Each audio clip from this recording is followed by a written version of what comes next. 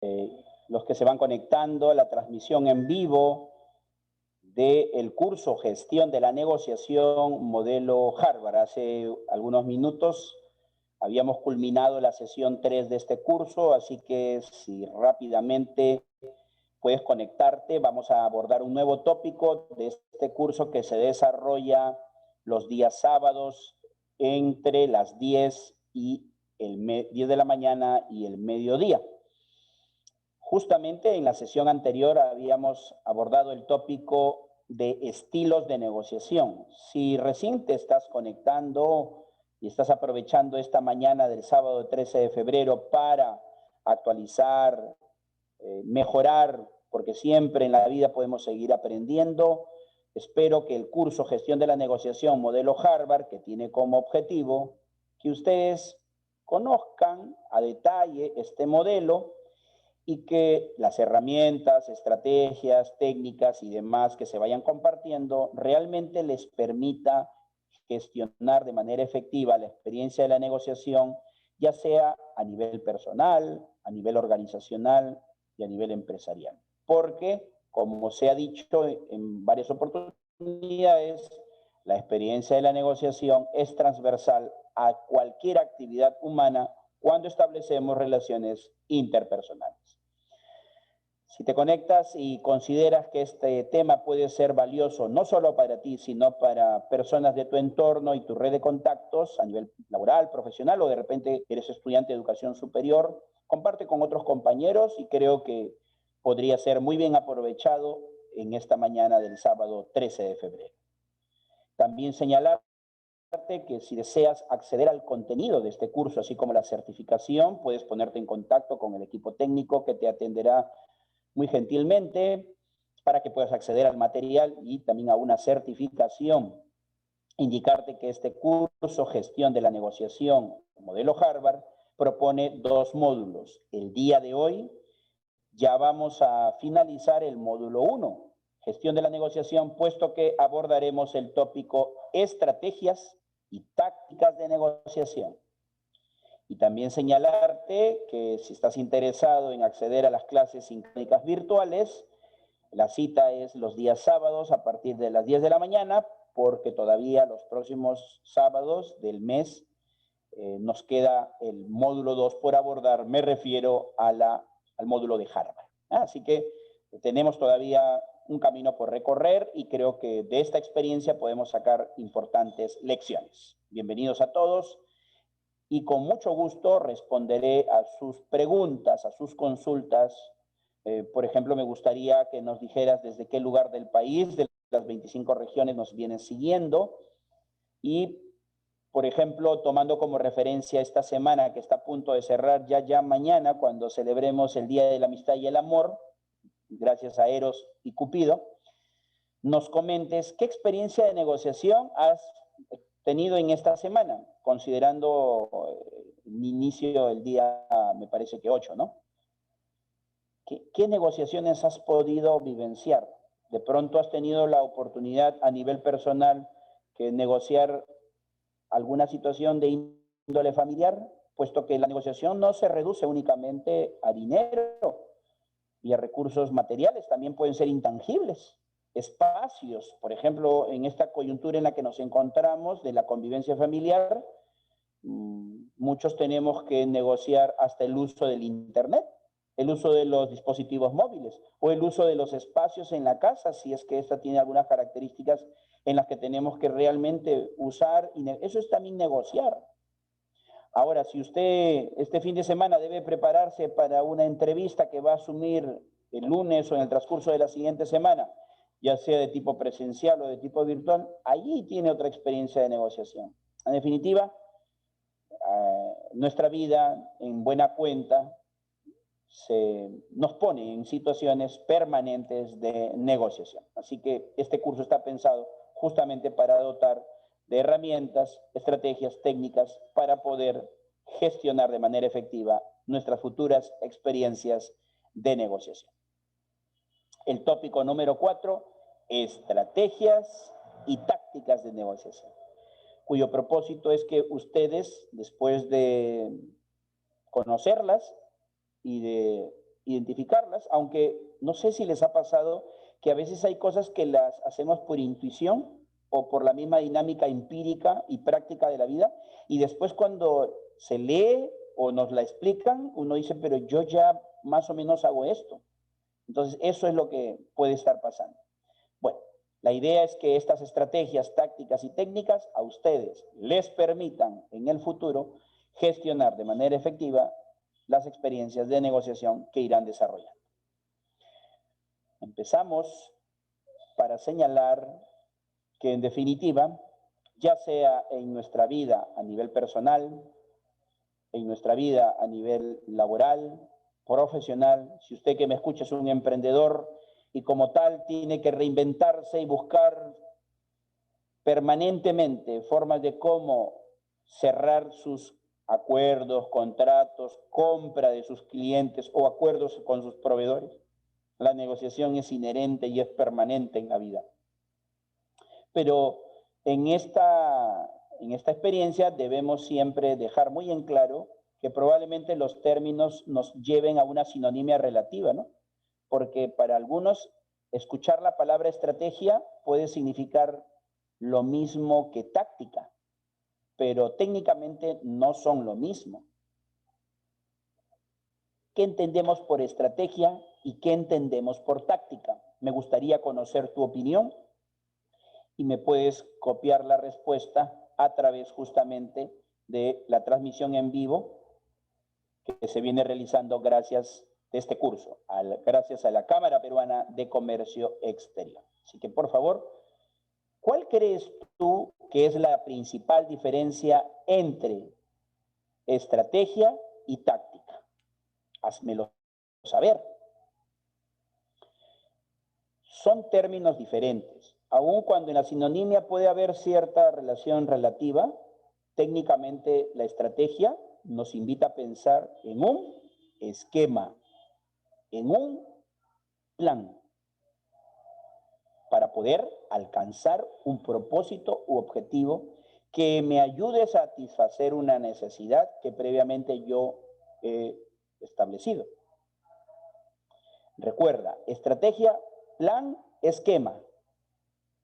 Y la táctica es la parte operativa y aplicativa.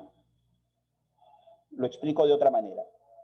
La estrategia representa la teoría de la negociación y la táctica representa la práctica, aplicación u operatividad de la estrategia. Voy a poner algunos ejemplos para ir graficando y contextualizando esta situación. Ustedes deben recordar por historia del Perú que en 1997 un grupo terrorista incursionó en la embajada de Japón en Lima, finales del 97. Me acuerdo muy bien porque yo ese año culminé mis estudios secundarios. Y evidentemente eso significó tener al país en vilo, puesto que muchos personajes y personalidades del mundo de la política, la cultura del país se vieron involucrados y fueron rehenes en esta embajada como resultado de la toma protagonizada por el MRTA, me parece. Lo cierto es que el gobierno de aquella época debió, a través de las Fuerzas Armadas, así es, desarrollar una operación que creo se denominó la Operación Chavín de Huántar, para justamente rescatar a los rehenes que se contaban por más de 100 en la Embajada de Japón en Lima. Y cuando digo operación, ya ahí estoy llevando el término a lo militar, ¿verdad? Para poder ejecutar esa estrategia, ese plan, ese esquema de la Operación Chavín de Huántar, requerían materializarla en una táctica. No solo en una, sino en varias tácticas. Por ejemplo, para poder ingresar a la embajada en la que estaban cautivos estos rehenes por el grupo terrorista, debieron, por ejemplo, diseñar y construir por debajo del suelo de la casa, del inmueble, un túnel que le permitiera estratégicamente a los militares dar la sorpresa y acabar con los terroristas. Este es un ejemplo que en este momento lo recuerdo con nitidez porque de alguna manera me evoca una etapa de mi vida que es el cerrar los estudios secundarios y que lo tengo muy presente. La operación Chavín de Huántar, que según tengo entendido, fue una de las mejor diseñadas, elaboradas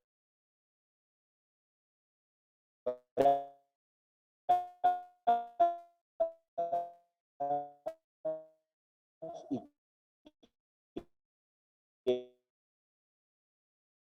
que ha merecido reconocimientos no solamente a nivel de eventos y circunstancias.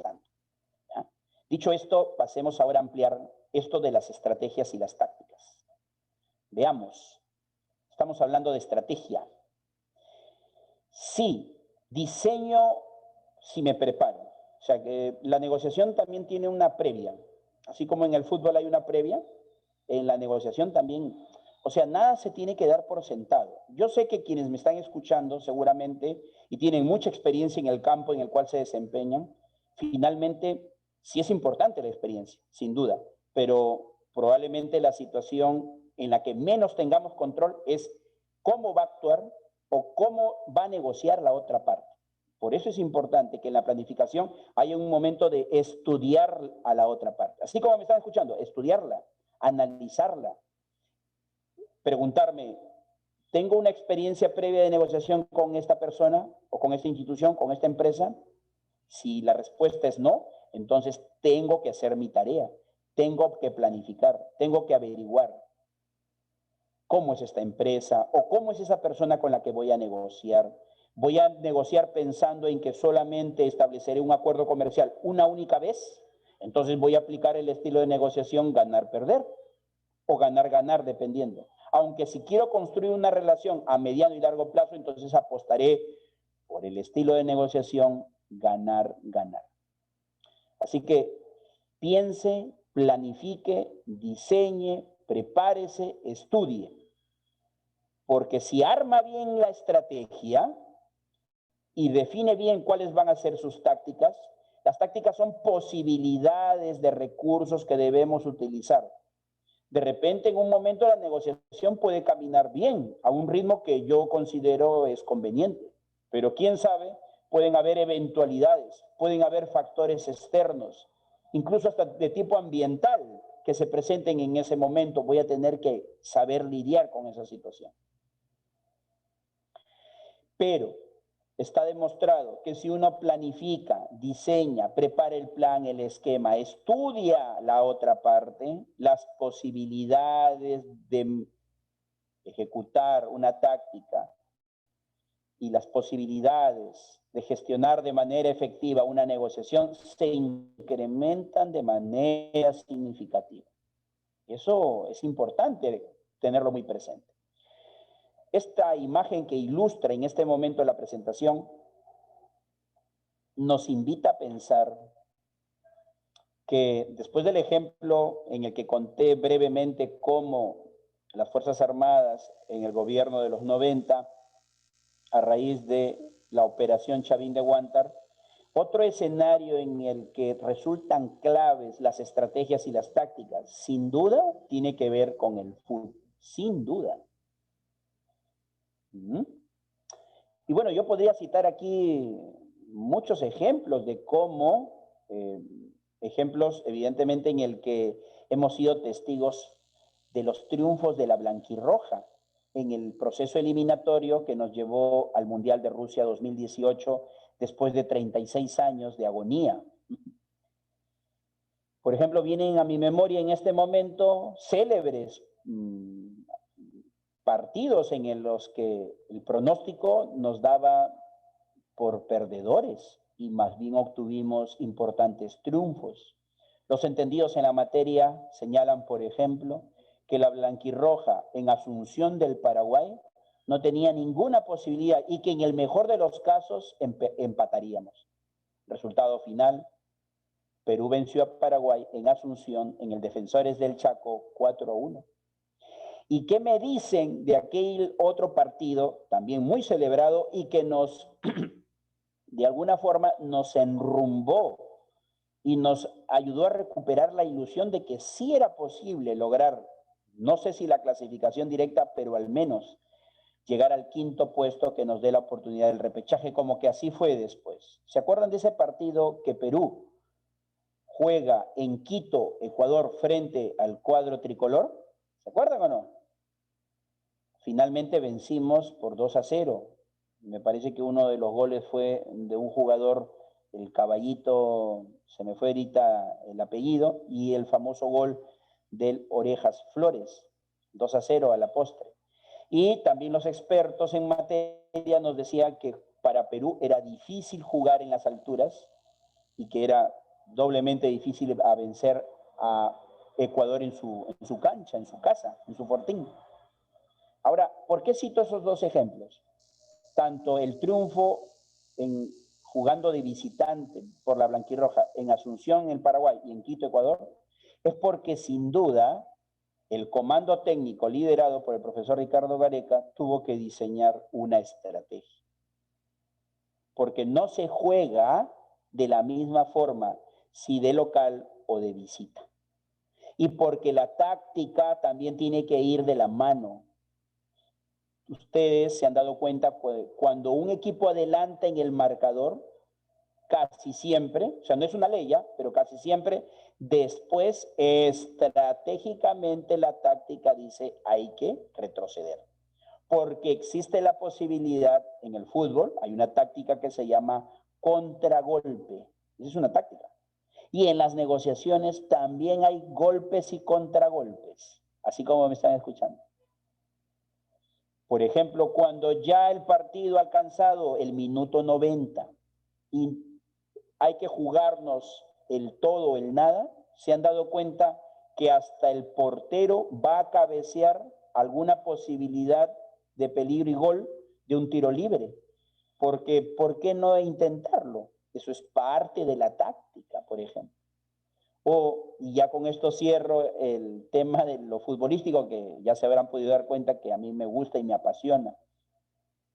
Los que me están escuchando deben recordar, y les gusta el deporte rey, el fútbol, que en una ocasión el Perú no obtuvo un triunfo, pero el empate fue celebrado como tal.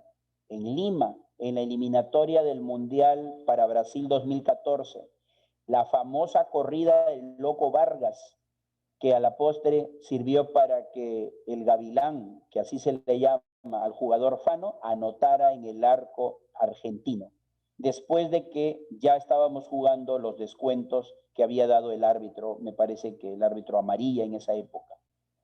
Sí se acuerdan, ¿verdad? ¿Cómo gritamos ese gol? Los entendidos dicen que fue uno de los goles históricamente más gritados por la hinchada peruana. ¿No obtuvimos el triunfo? No. ¿Sacamos un empate? En casa, sí.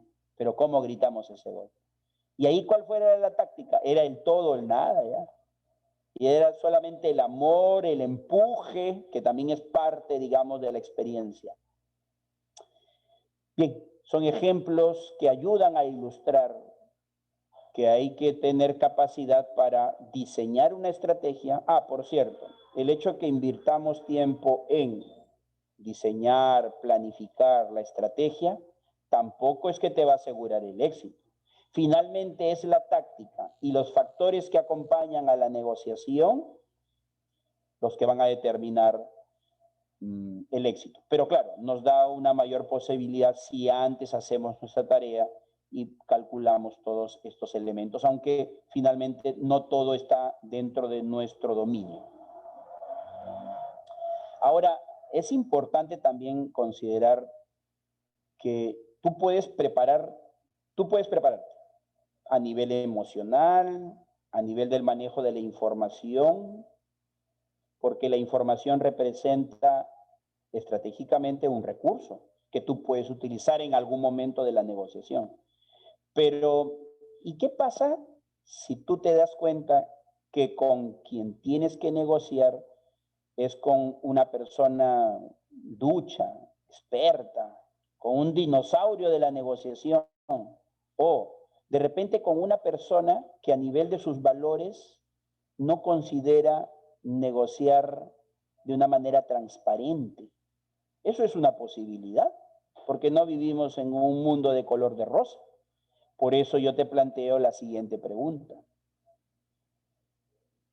¿Sabes, conoces, te has tomado el trabajo cuando vas a enfrentar una negociación de reconocer e identificar la posible estrategia y las potenciales tácticas que utilice la otra parte? Porque puede ser que su estrategia y sus tácticas no sean nada santas. Es allí donde tiene que salir a relucir tu preparación, tu experiencia, tu dominio, tu expertise. Por eso es importante saber con quién vamos a negociar. Dicho esto, y ya que estamos hablando de negociación, me gustaría sugerirles, quien te habla, bueno, tiene formación pedagógica y siempre me gusta compartir bibliografía porque entiendo que es la manera también de cómo nutrir nuestra experiencia.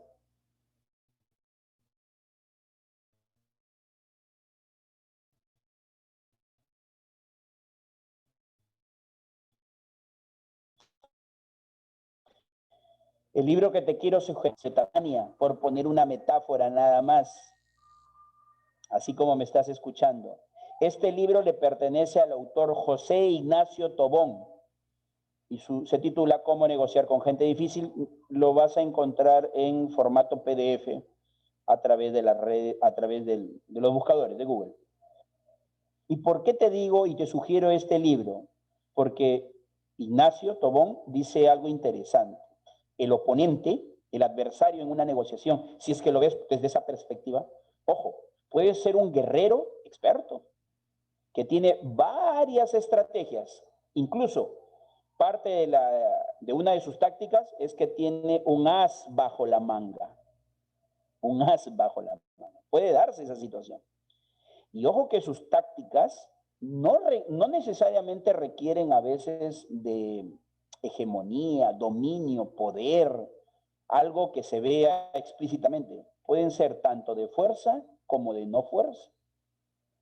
O sea, pueden haber ahí mecanismos nada santos que pueden ser objeto de manipulación en una negociación. O sea, hay que ir pensando, no en todos los casos, pero si la experiencia es que por primera vez voy a conocer a esta persona, ojo, hay un antiguo narrador y periodista deportivo llamado, ya no está entre nosotros, se llamó Emilio La Ferranderí y era conocido en el mundo periodístico deportivo el Beco. Y él tenía una frase que a mí me gusta recordarla, dice, ojo y oído a la música, decía en sus transmisiones a través de la radio principalmente, el Beco, también venía en Panamericana. Y eso, ojo y oído, porque hay que estar listos para poder enfrentar una situación de persona ducha, experta, el dinosaurio, ¿no? Muy bien, dicho esto, indicar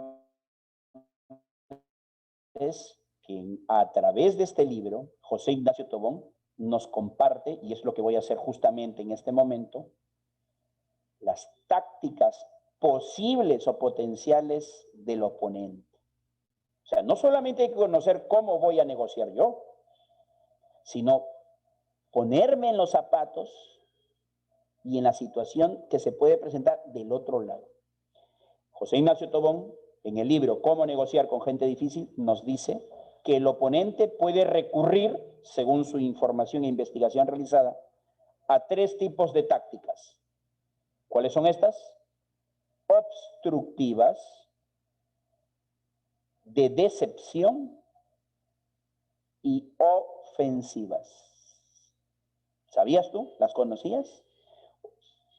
¿Te acuerdas lo que dije en la sesión anterior? Hay cosas que a veces, de manera empírica, en la escuela de la vida, en la calle, en el que se hizo vendedor vendiendo, dice, estas tácticas de pronto no las conozco con estos nombres, pero seguramente que algo ya las manejo. Y eso es muy razonable pensarlo de esa manera. Ahora tratemos de explicar en qué consiste cada una de las tácticas que pueden presentarse del otro lado. Recuerde que estamos pensando en un oponente que, según Ignacio Tobón, se le califica como persona difícil, porque en definitiva el negociador es una persona. Veamos las llamadas tácticas de tipo obstructivas.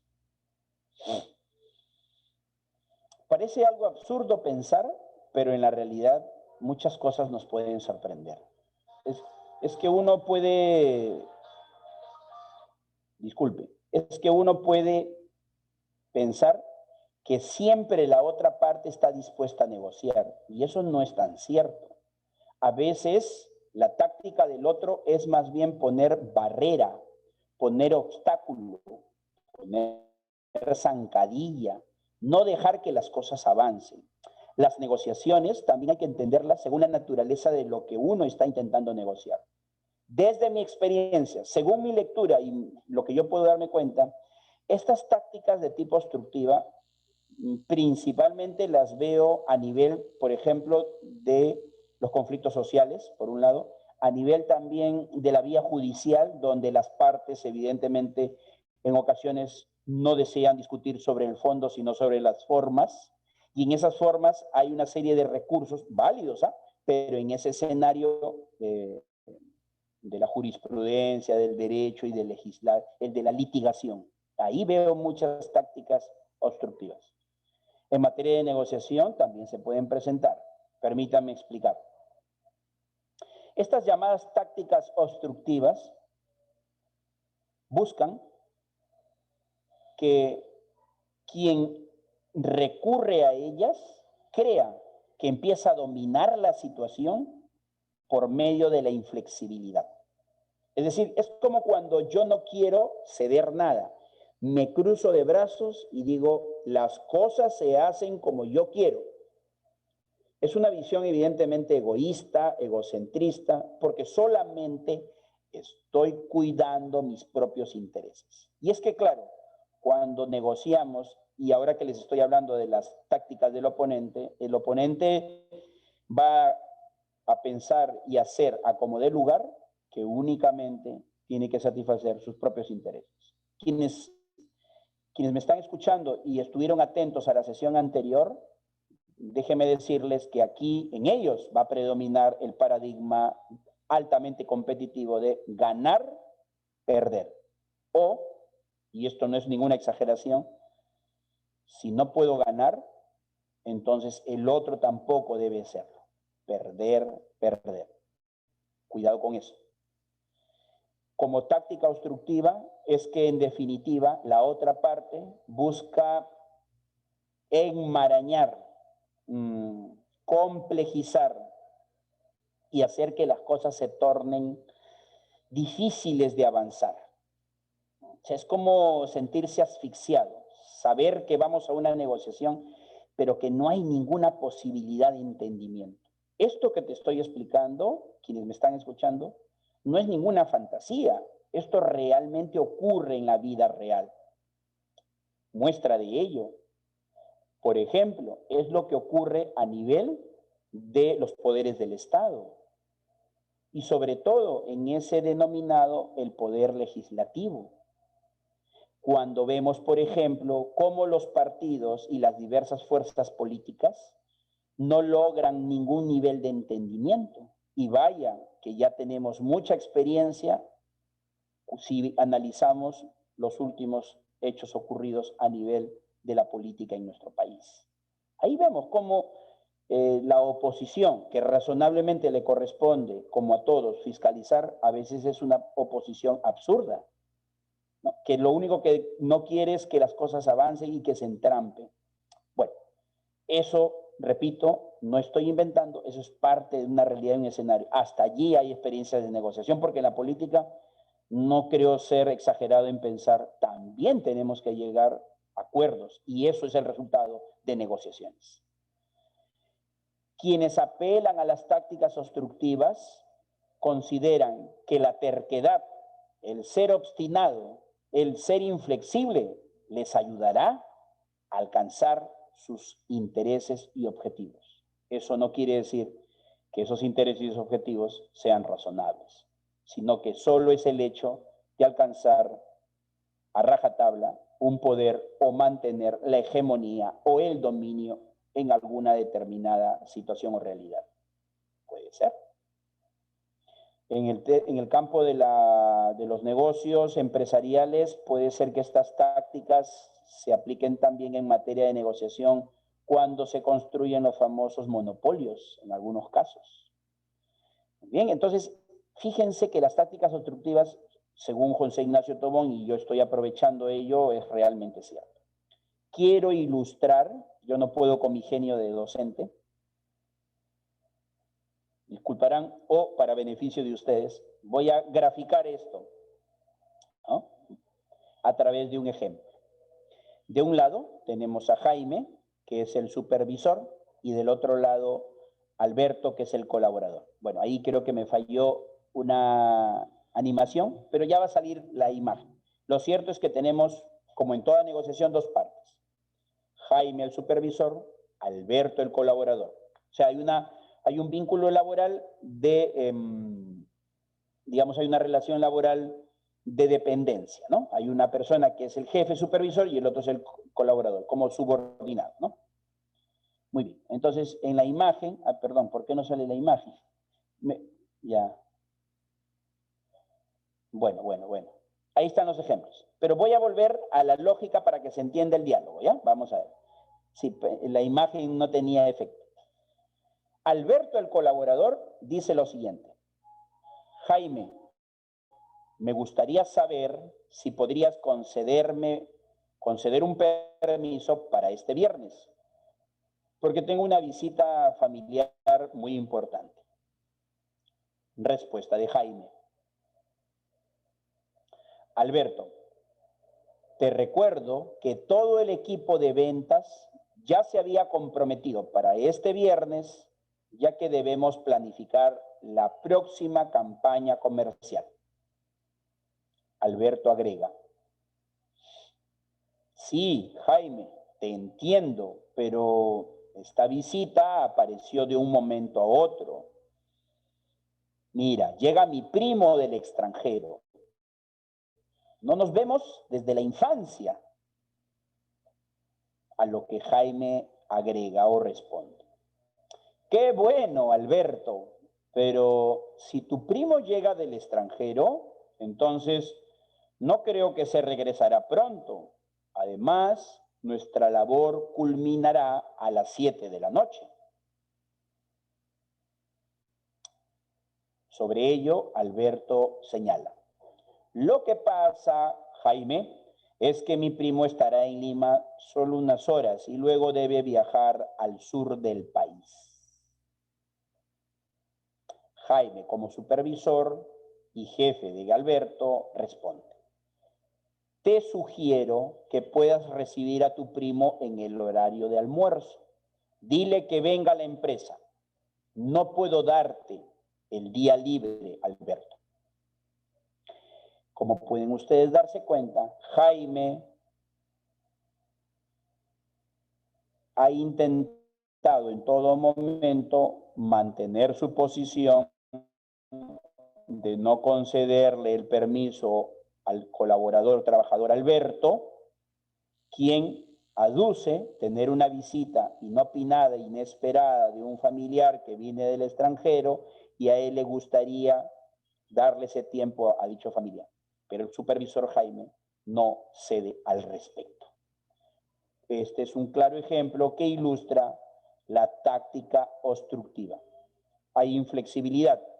Sin embargo, si revisamos en la última viñeta, Jaime, si bien se muestra obstructivo e inflexible, lo hace de manera alturada. No es que pierde la calma, no es que le falte el respeto, no tendría por qué hacerlo.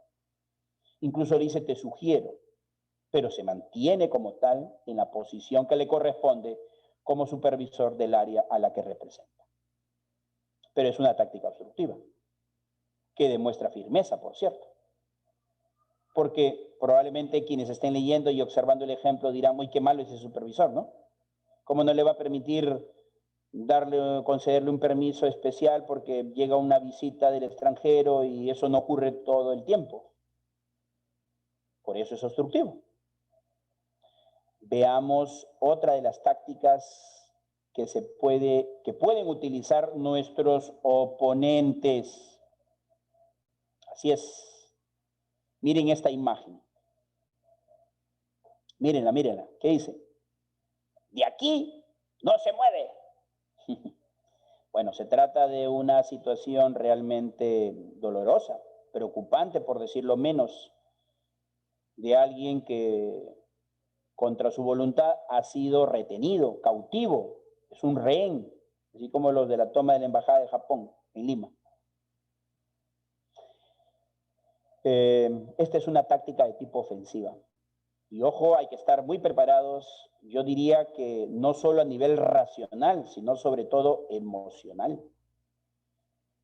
Hay una película, quiero sugerir, recomendar una película que en esta parte pega y cae muy bien. Por favor, anótenla si me están escuchando con atención. La película se llama Tren 123. Repito, Tren 123. Que tiene como protagonistas, hasta donde recuerdo, Denzel Washington por un lado y a John Travolta. Y ahí se ven así, con detalle, con lujo de detalles, las famosas tácticas de tipo ofensiva. ¿Qué buscan estas tácticas? ¿Y a qué apelan? ¿En qué consisten? Son tácticas que realmente están buscando atacar, amenazar. Son tácticas que en definitiva busca una parte intimidar. Y por ende, este es un mecanismo de manipulación que puede en una negociación presentarse.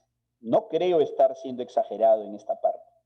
Y por favor, tampoco es que estrictamente esté pensando en una situación de índole comercial, ¿no? Porque la gente, algunos estarán pensando, el profesor parece que va a una guerra. Y es que, ¿por qué no soy un exagerado, ¿no?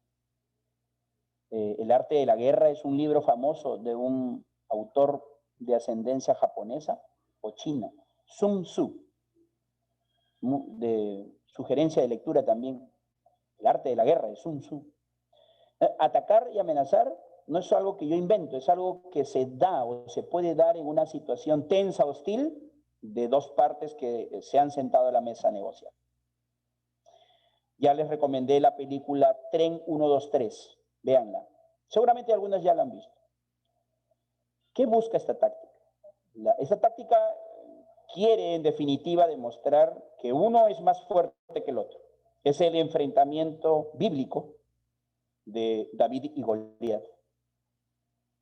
Por eso es que cuando vemos que el pequeño, el chiquito, vence al grande, parece que hay como un sabor de triunfo nuestro, ¿no? En el fútbol también se da. Por ejemplo, cuando el equipo chiquito, que quizás es ninguneado, porque no tiene grandes palmares deportivos, vence al grande. ¿Se acuerdan ustedes del histórico triunfo del Cienciano del Cusco en el 2003 cuando venció nada más ni nada menos que al cuadro millonario de River Plate en Arequipa, la ciudad blanca? Es el chiquito que vence al grande, ¿no? ¿Cómo se celebra ese triunfo, no?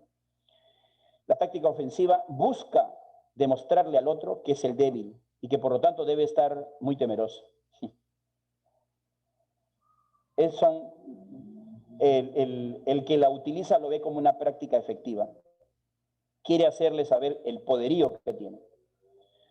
¿Por qué recurre a una táctica ofensiva? Porque evidentemente, si va por el camino legal, si va por el camino del diálogo, de la conversación, sabe que no va a poder obtener grandes beneficios o no lo que él espera. Por lo tanto, la táctica ofensiva, para quien la utiliza, es decir, el oponente, la persona difícil, recurre a ella porque siente una necesidad extrema por el acuerdo, pero en su cabeza el estilo de negociación y paradigma predominante es el de ganar, perder.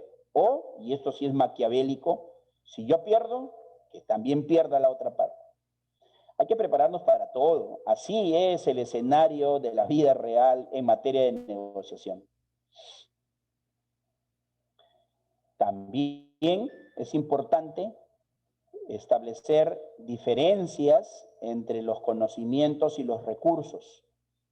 Ojo, si yo quiero repeler, si yo quiero responder a una táctica ofensiva, no sería conveniente que yo responda a la táctica ofensiva con otra táctica ofensiva. Eso no sería algo inteligente.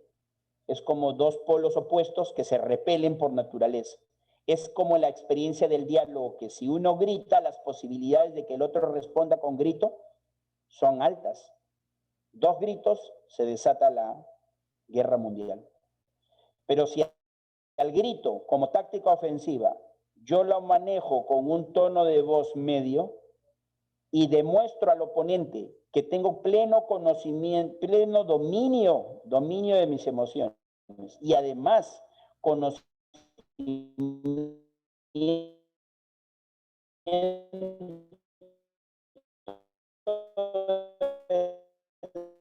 la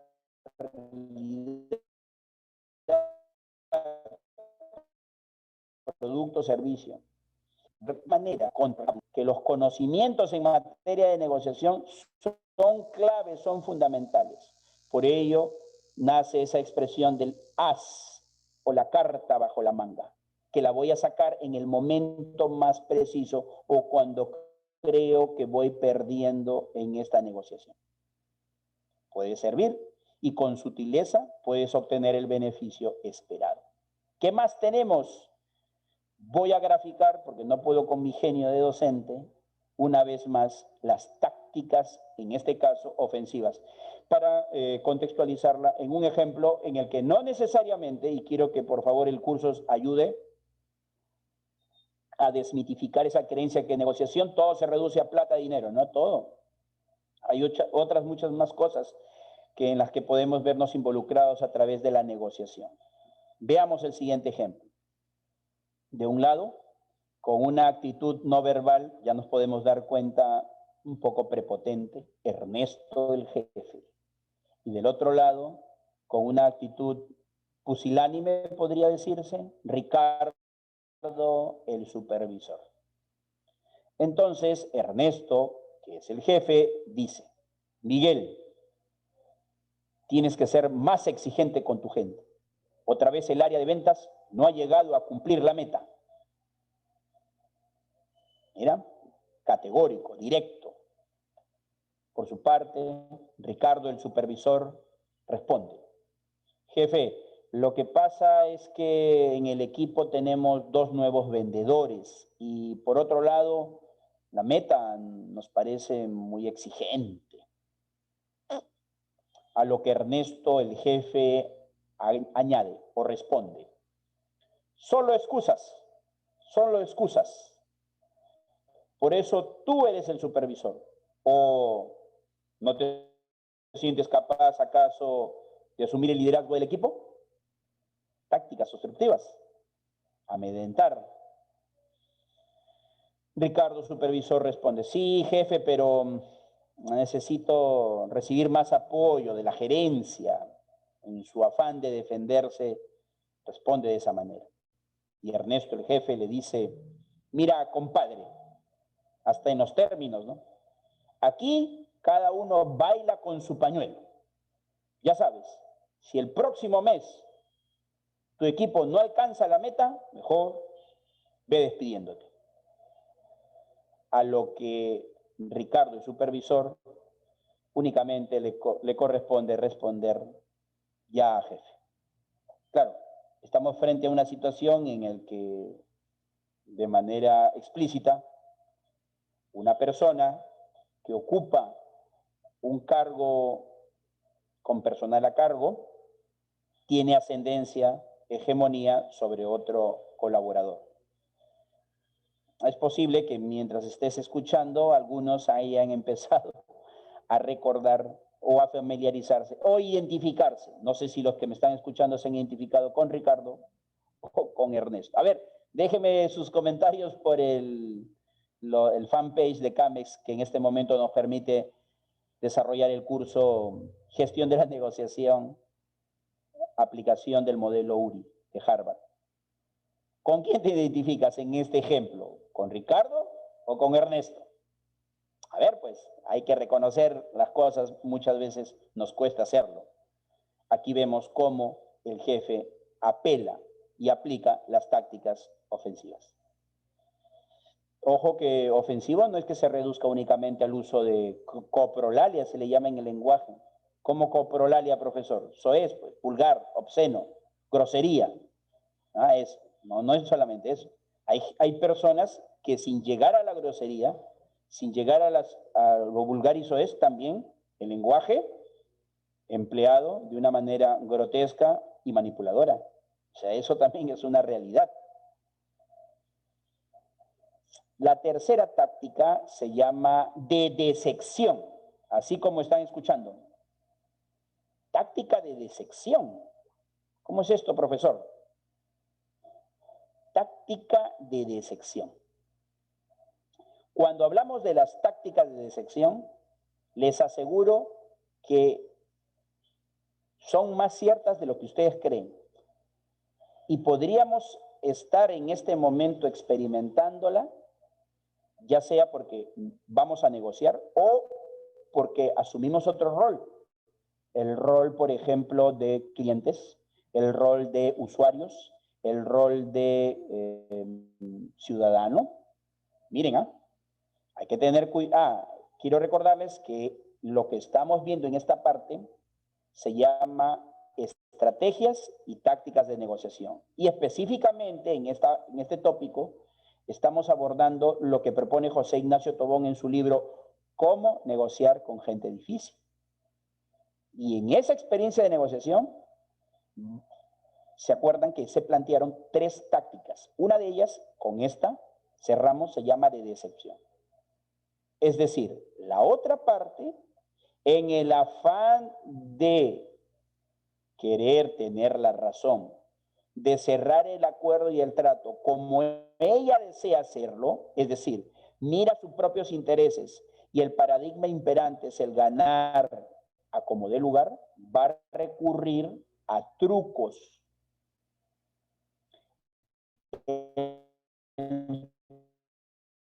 Truco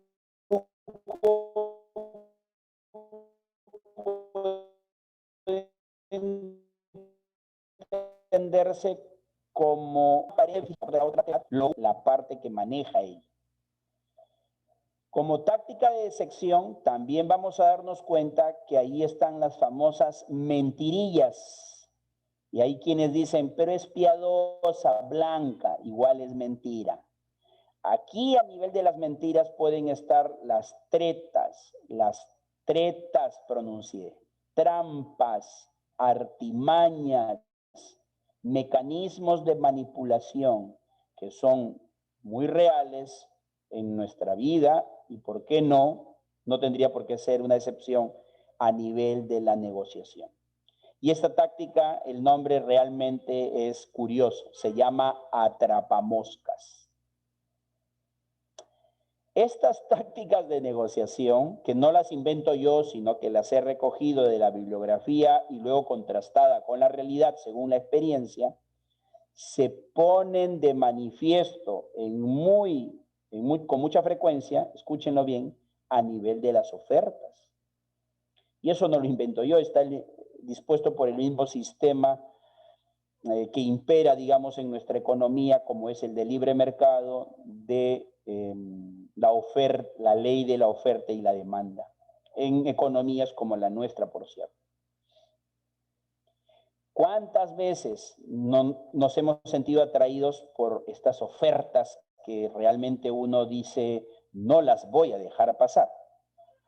Como esas campañas comerciales, que por cierto son válidas porque son estrategias para poder obtener mayores beneficios y ventas, cuando, por ejemplo, Black Friday y, no sé, días rojos. Bueno, ya la estrategia que se quiera en ese momento materializar, pero que muchas veces esconde información, sobre todo cuando en esa parte se hablan de los famosos términos y condiciones que aparecen con letras pequeñas en los vouchers, los documentos de transacción comercial, que por cierto, y hay que reconocerlo, muy pocas o casi nadie lee. Veamos cómo aplica esto en un ejemplo. Me estoy refiriendo a las tácticas de negociación. Ahí están. Cyber Days y todo aquello. Ojo, no con ello estoy diciendo que esto sea algo ilegal. No, para nada. Son estrategias comerciales destinadas a la venta. Eso está clarito. Que finalmente cada uno, haciendo un análisis, se puede dar cuenta, por ejemplo, cuál es el costo de un producto cuando no aparece en oferta y promoción. Y luego hace una comparación de ese mismo producto y realmente ahí viene un poco la duda. Es decir, el producto sin campaña cuesta 10, el producto con campaña oferta aparentemente te cuesta menos, 8. Pero haciendo ya un cálculo más riguroso, puede ser que la oferta no sea tan significativa. O a veces viene amarrada a adquirir otros productos, bienes o servicios. En la experiencia de negociación, eso también se puede poner de manifiesto y hay que tener cuidado al respecto. Voy a poner otro ejemplo de táctica de decepción, pero con ello no quiero decir que se aplique en todos los casos. El ejemplo es el siguiente. Todos sabemos que en materia laboral formal existe un llamado periodo de prueba, que en este país aproximadamente no es algo establecido, es casi de 3 meses. Puede ser menos tiempo, ya depende de que el empleador se ponga de acuerdo con el potencial empleado colaborador. Sin embargo, y esto también es algo que no lo estoy inventando, en algunas empresas este denominado periodo de prueba ha sido estratégicamente aprovechado para obtener el esfuerzo y el trabajo del potencial colaborador, pero cuando antes de que se cumplan los 3 meses de periodo de prueba, oh sorpresa, te desvinculan, por decirlo de alguna forma el término, y es una práctica laboral nada transparente, por cierto. El periodo de prueba dice, ambas partes pueden rescindir la relación laboral por voluntad propia y sin justificación. Esa puede ser válida como una táctica de decepción, que por cierto, evidentemente deja mal parado a quien realmente tenía una expectativa de saber si podía continuar. Yo estoy seguro que los que me están escuchando han entendido muy bien el ejemplo porque en más de una ocasión ha podido suceder que han tenido la expectativa de continuar laborando, se cortó de forma estratégica. A no ser, y es válido, como dice ahí el periodo de prueba, voluntad propia, sin justificación, puede ser que se le diga, mira, realmente esto está pasando y se manejaría de mejor forma las cosas. Estimados participantes, me gustaría saber si tenemos preguntas, dudas o consultas con relación al tópico estrategias y tácticas de negociación. En esta oportunidad, como ustedes se han podido dar cuenta, cuando hablamos de estrategia, nos referimos a con 2 sinónimos, esquema-plan. Y yo les conté la historia de la operación Chavín de Guantar del año 98, porque los rehenes permanecieron más de 100 días. Y por otro lado, tenemos la idea de la táctica. Y cuando hablamos de táctica es la materialización, la parte operativa práctica. Se dice que muchas veces las estrategias son diseñadas por quienes de alguna u otra manera son las cabezas directiva de una organización en materia de negociación. Y quienes la ejecutan ya son los operarios o de repente las personas que en ese momento están frente a los potenciales clientes, usuarios, ciudadanos, entre otros. También en esta sesión de estrategias y tácticas se han comentado y se han compartido aquellas estrategias y tácticas que pueden darse desde la mirada del oponente. y ya José Ignacio Tobón nos ha mencionado que estas estrategias son, por ejemplo, ofensivas, son obstructivas y, como hemos visto hace poco, de decepción. Me gustaría saber si tenemos algunas preguntas o consultas. Si no es así, quiero dejarles en este momento mis datos de contacto, correo electrónico, WhatsApp, y también podemos establecer algún vínculo para también hacer crecer nuestra red de contactos a través de las redes sociales. Finalmente, no quiero despedirme sin antes dar algunos alcances. Punto número 1. Si está interesado en acceder a la certificación del curso organizado por la Cámara Peruana de Comercio Exterior, que tan gentilmente me da este espacio, puede ponerse en contacto a través de los canales de contacto en el fanpage. Ahí está el equipo siempre dispuesto a poder atender sus necesidades con relación a la certificación. Recordemos que estamos en una etapa y en un proceso en el que tenemos que permanentemente actualizar nuestros conocimientos y mejorar nuestro CV para futuros convocatorias, que en este mes de febrero veo que hay mucha oferta laboral en algunas entidades públicas. Por otro lado, invitarlos a continuar, porque este curso no culmina acá. Ha culminado el primer módulo, el módulo de gestión de la negociación, pero nos queda todavía el segundo módulo. Me refiero a el modelo URI, el modelo de Harvard. ¿Cuándo va a ser? Los sábados que restan del mes presente, febrero, a partir de las 10 de la mañana. Un fuerte abrazo para todos, a seguir cuidándonos, mantener siempre el distanciamiento social, el uso de la mascarilla o barbijo y no bajemos la guardia. Que tengan un buen fin de semana. Gracias por su compañía y hasta una próxima oportunidad. Muy buenas tardes. Muchas gracias.